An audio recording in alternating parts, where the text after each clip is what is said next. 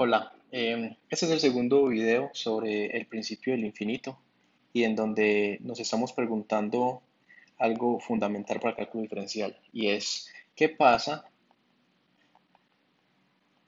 si algo tiende a infinito, ¿sí? Donde esta flecha significa que tiende, crece mucho, no es igual a infinito, sino que se hace tan grande como nuestra imaginación es posible. Entonces, una de las cosas que habíamos visto, por ejemplo, era que incluso cuando uno escribe un número real como este,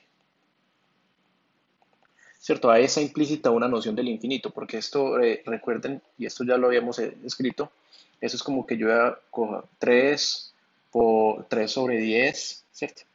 Que sería el punto 3 más 3 sobre 100 más 3 sobre 1000, ¿sí? Etcétera. Es decir, que estos puntos significan que yo tengo una suma de infinitos términos. Y de hecho lo puedo escribir así como 3 que multiplica a uno sobre 10 más uno sobre 100 más uno sobre 1000 puntos, puntos, puntos. Es decir, miren ya cómo lo voy a escribir. Lo voy a escribir como 3 que multiplica a la suma desde n igual a uno hasta infinito de uno sobre 10 a la n. Entonces aquí tenemos el infinito, ¿cierto? Y aquí lo que estamos haciendo es un ejercicio intelectual muy tremendo que es, haz que estoy sumando infinitos números y estos números están haciendo cada vez más pequeños, ¿cierto? Porque un décimo es pequeño, uno sobre 100 es más pequeño, uno sobre 1000 es más pequeño, uno sobre 10.000, uno sobre 100.000, uno sobre un millón. Entonces, cuando este término es muy interesante, ¿sí? Este término, esta cosa acá, que lo voy a escribir ahora como un décimo a la n, que es lo mismo, ¿cierto? O punto uno a la n, es muy interesante, ¿sí? Cuando n tiende a infinito, este número, punto uno a la n, tiende a cero, ¿cierto? Se va haciendo cada vez más grande, más pequeño, más cercano a cero. Entonces lo que tenemos acá es una suma de infinitos números y a medida que n crece se vuelven infinitamente pequeños, ¿sí? Y bueno, y resulta que si yo hago eso, lo multiplico por 3 me da un tercio. Entonces estamos ante una situación donde si sumo infinitos números no me da infinito, ¿cierto? Me da un tercio. Entonces, en general, esta es otra observación que tenemos que hacer en el infinito, ¿cierto? En general, la pregunta, ¿qué pasa si yo cojo un número A, un número real, y lo elevo a la n, ¿cierto? La pregunta es, ¿qué le pasa a esto si n tiende a infinito? ¿Sí? Esta es la pregunta.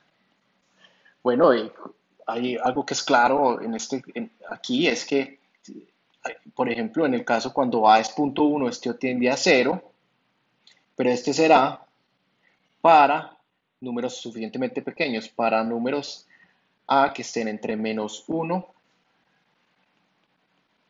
y uno, ¿sí?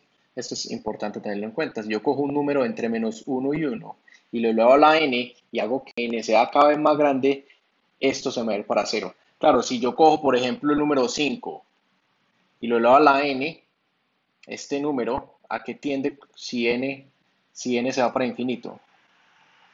Si, si n se va para infinito, yo cojo 5 a la 2, a la 3, a la 4, a la 5, este número de hecho se me va para infinito si n tiende a infinito.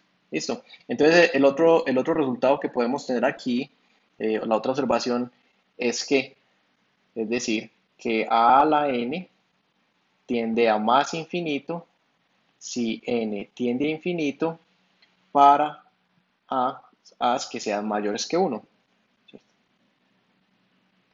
Ah, bueno, ¿y qué le pasa? ¿Y si a es igual a uno? En ese caso es muy sencillo, porque uno a la n es igual a uno para todo n. Entonces, en ese caso, no pasa nada, ¿sí? Simplemente se queda uno, uno, uno, uno. Muy bien. Entonces, ahora volvemos a la pregunta de la suma. O sea, ¿cómo así que podemos sumar números infinitamente pequeños? De hecho, eso ha cuestionado a la gente hace muchos años. Zenón fue un filósofo matemático, básicamente vivió en los años de 500 antes de Cristo, es una contemporáneo de Pitágoras. Y él trajo unas paradojas muy interesantes que se conocen como las paradojas de Zenón. Tal vez usted las han visto antes, y una de ellas es la paradoja del movimiento, la paradoja de la tortuga, que dice que es que uno no se puede mover. por la siguiente razón. Es que si yo arranco en cero y quiero llegar hasta uno, primero me tengo que llegar a un medio. Y después de que esté en un medio, me tengo que mover la mitad de lo que me queda. Es decir, me tengo que mover hasta tres cuartos. ¿Sí? Y después me tengo que mover la mitad de lo que me queda. ¿Sí? Entonces me tengo que mover este otro octavo. Y después me tengo que mover la mitad de lo que me queda, me tengo que mover un 16avo, ¿sí? Y así sucesivamente. Entonces yo tengo que tomar infinitos pasos. Entonces, ¿cómo es posible que yo me mueva? ¿Cierto? ¿Cómo es posible que yo llegue alguna vez hasta uno si tengo que tomar infinitos pasos? ¿Cierto? Eso fue una paradoja a la que llegó Zenón por intentar pensar del infinito, ¿cierto? Porque él básicamente no supo resolver qué pasa si uno suma infinitos números infinitamente pequeños, ¿cierto? Porque lo que había que hacer aquí era darse cuenta, bueno, ¿qué pasa si por qué no puedo tomar infinitos pasos? ¿Sí? Entonces vamos a resolver la paradoja de Zenón ya. Si Zenón estuviera vivo en este momento, hubiera esperado 300 años hasta Arquímedes, y le hubieran explicado, no, don Zenón, vea, es que lo que pasa es lo siguiente. Mire, la operación que usted estaba tratando de hacer es, primero, camine un medio, más, después, camine un cuarto, más, después, camine un octavo, y así sucesivamente, y la pregunta es eso qué da. ¿Sí? Infinitas veces, infinitos pasos infinitamente pequeños. Entonces miren que esto es lo mismo que uno sobre 2 más uno sobre 2 al cuadrado, más uno sobre 2 al cubo, más uno sobre 2 a la 4 más. Y entonces terminamos en la misma situación que estamos antes, ¿cierto? Terminamos en una suma de ese tipo.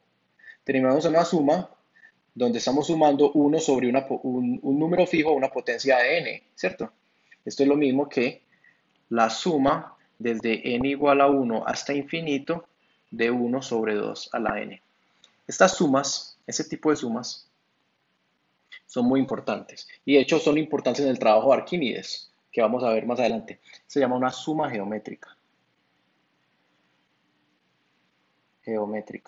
Y lo que le pasó a Zenón es que él simplemente no supo sumar sumas geométricas infinitas. Entonces, lo que quiero hacer hoy, ahora, es mostrarle un truco que nos va a acompañar en este módulo, es cómo de hecho, a mirar eso cuánto da. Vamos a calcular. Listo. Entonces, según nuestra intuición de movimiento, eso debería dar uno, ¿sí o no? Entonces vamos a ver qué si nos da uno. De hecho, pongamos aquí una vez la intuición. Es importante poner la intuición y pongamos un interrogante aquí a ver si nos da. Y acá hay un truco muy interesante, ¿sí? Vamos a hacer un truco para la suma geométrica. Vamos a hallar la suma desde n igual a 1 hasta infinito de 1, escribámoslo así, a la n, donde a es un número, pongámoslo entre 0 y 1. ¿Listo? Si a está entre 0 y 1, estos números todos son positivos y se están yendo para 0 a medida que n tiende a infinito, y lo que yo estoy aquí es sumando un montón de incrementos muy pequeños y básicamente infinitos de ellos. ¿Listo? Entonces miren lo que vamos a hacer. Vamos a pensar en, en las componentes de esta suma. Entonces, ¿qué pasa, por ejemplo, si yo tomo los n primeros términos o los k primeros términos? Los k primeros sumandos de esta suma. Entonces sería a más a al cuadrado más a al cubo más a la k, ¿cierto? Llamemos a eso S sub k, los k primeros sumandos.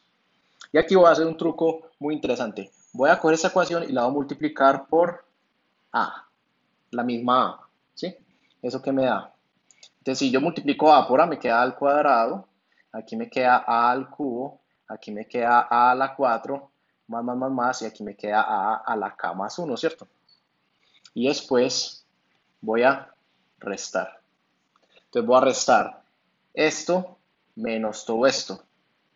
Bueno, voy a restar las ecuaciones, ¿cierto? Uno puede restar ecuaciones. Entonces, si yo resto, miren que este a cuadrado se me cancela con este a cuadrado este A al cubo se me cancela con este al cubo, este A4 me cancela con este A a la K se me cancela con y de esa resta todos se aniquilan, lo único que sobrevive es este que está aquí y este que está acá, ¿cierto? Entonces el resultado aquí es A menos A a la K más 1 debe ser igual a la resta de este lado, ¿cierto? Entonces me queda SK menos A veces SK. Entonces ahí lo que acabamos de obtener es una fórmula para la suma de los K primero términos, ¿cierto? Porque me quedan, hagámoslo despacio, trabajémoslo un poquito más a esto, entonces me queda que A menos A a la K más 1 es SK que multiplica a 1 menos A, saco factor común, y entonces SK, paso este a dividir, me queda A menos A a la K más 1 sobre 1 menos A, y de hecho ahí puedo sacar otro factor, ¿cierto? Esto me queda A que multiplica a 1 menos A a la K, ¿cierto? Sobre 1 menos A. Muy bien.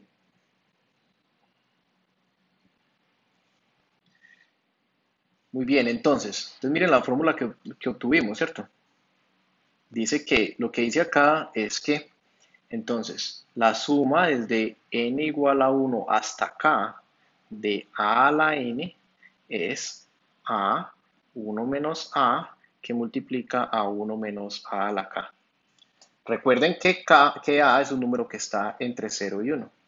Pero a mí lo que me interesa es utilizar el principio del infinito. ¿Qué pasa si k tiende a infinito? Yo quiero que esta cosa sea tan grande como sea posible, ¿cierto?